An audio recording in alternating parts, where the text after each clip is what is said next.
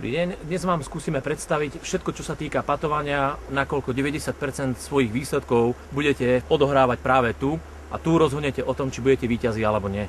The most important thing to practice when you're putting or to think about is the movement that your shoulders are making, because basically this is the movement and that's all you have to do.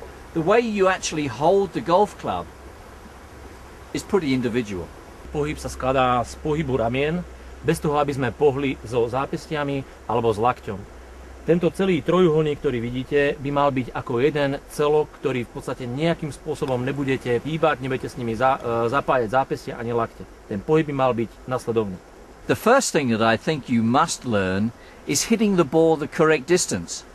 Obviously this is extremely important. You'll have a short putt or you'll have a long putt. After that, you must learn where to hit the ball, because not every putt is going straight.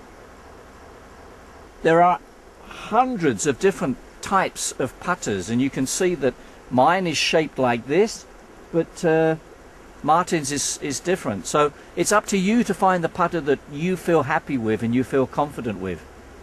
Putting is between the ears, my father used to tell me.